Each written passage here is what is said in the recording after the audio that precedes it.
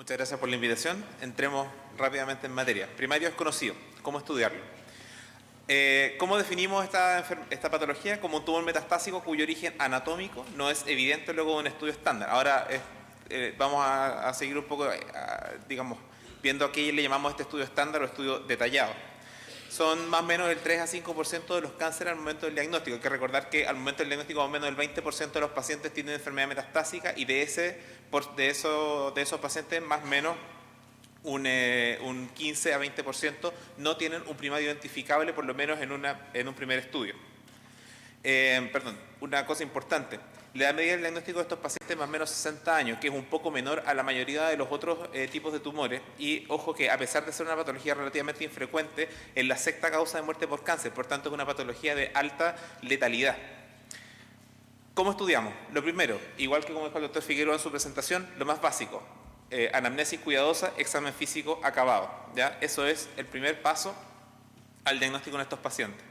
Desde el punto de vista de las imágenes, la única imagen que realmente es la más importante es el escáner. Un escáner de tórax, abdomen y pelvis me arroja el diagnóstico en la mayoría de estos pacientes, ¿ya?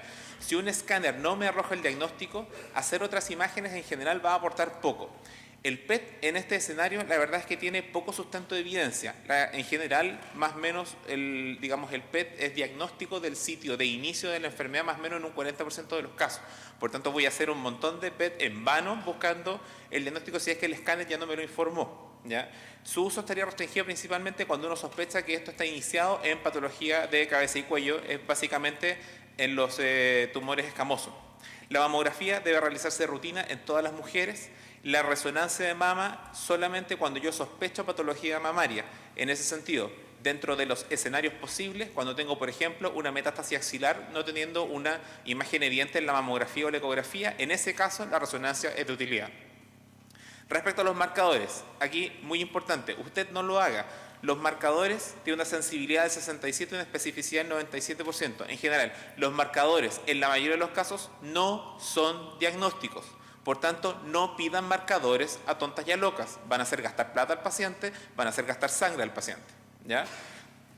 ¿Cuándo podrían llegar a ser informativos de diagnóstico? En dos escenarios. Uno, metástasis óseas en un hombre, habitualmente sobre los 40 años, cuando yo encuentro un antígeno prostático alto. En ese caso, es informativo probablemente de un cáncer de próstata. Y los tumores de línea media de tipo germinales, ¿ya? Cuando tengo un hombre habitualmente joven con un tumor ya sea mediastínico o en la zona abdominal en línea media, habitualmente el tipo adenopatías o conglomerado de enopatías, yo puedo solicitar marcadores del tipo de tumores germinales, alfa-fetoproteína, beta-HCG, LDH, ¿ya?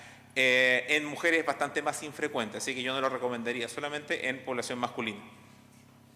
Respecto a los procedimientos invasivos, endoscopía, colonoscopía, broncoscopía u otros que a ustedes se les ocurran, siempre deben ser guiados por la clínica, las imágenes o el laboratorio que me haga sospechar. Todos estos pacientes evidentemente tienen ya un estudio de laboratorio básico hecho, ¿ya?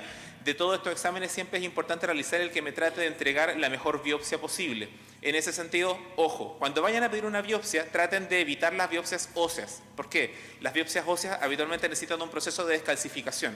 En ese proceso de descalcificación, ciertas características de la muestra pueden alterarse y, por tanto, hacernos desviar el diagnóstico o hacernos perder el diagnóstico del tejido de origen, ¿ya? ¿En qué nos apoya la anatomía patológica? Nuevamente, otro dato. Es importante que ustedes, al momento de que se tome la biopsia y que ustedes manden información al patólogo, que traten de entregarle todos los detalles posibles al patólogo de a qué tipo de patología nos estamos enfrentando, porque solo con eso el patólogo va a poder hacer el estudio correspondiente a la morfología y a las inmunistoquímicas adecuadas para el diagnóstico, ¿ya? La anatomía patológica nos va a ayudar a definir grandes grupos de tumores, como aparecen ahí, y eventualmente ciertos subgrupos dentro de, por ejemplo, los carcinomas, ¿ya? Última cosa, podemos definir algunos grupos llamados de buen pronóstico dentro de los tumores de primario desconocido, que son básicamente tumores a los cuales yo rápidamente puedo darles un sitio de origen inicial. Por ejemplo, tumores neuroendocrinos, la carcinomatosis peritoneal que se asemeja a un cáncer de ovario, las metástasis nodales axilares que se asemejan a un cáncer de mama, los carcinomas escamosos cervicales que en el fondo son cánceres escamosos de cabeza y cuello, las metástasis únicas de origen no precisado. ¿Por qué? Porque yo eventualmente puedo darles tratamiento definitivo.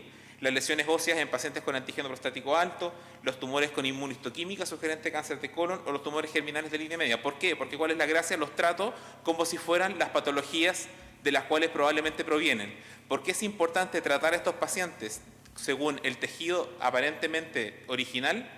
Eso está demostrado en un estudio publicado hace unos años atrás en el Journal of Clinical Oncology, que lo que demostró es que si yo, por distintos métodos, incluyendo eventualmente perfiles genéticos, logro determinar el tejido de origen del tumor de origen desconocido, estos pacientes evidentemente su sobrevida es mejor en el largo plazo que si no logro hacerlo y los trato como un saco de tumor de origen desconocido.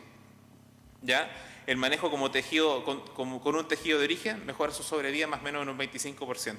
En resumen, frente al diagnóstico de un tumor metastásico, anamnesis dirigida, examen físico acabado, laboratorio básico y establecer, importante, el estatus funcional de los pacientes, ECOG o Karnowski. ¿Por qué? Porque en base a eso yo también puedo definir hasta qué punto puedo llegar a tratar a mi paciente. Cuantificar la enfermedad, intentar definir un primario con imágenes, el escáner como medida básica, el PET eventualmente, si es que lo tienen a mano, no es demasiado costoso y principalmente en esta patología cervical. Otra imagen en marcadores o procedimientos solo guiado por clínica. Biopsia de una lesión representativa, nuevamente el dato de las lesiones óseas, intentar definir grupos de buen pronóstico, eventualmente aplicar perfiles genéticos para tratar de buscar un tejido putativo de origen. Eso, muchas gracias. Agradecemos al doctor Gallardo por su excelente presentación.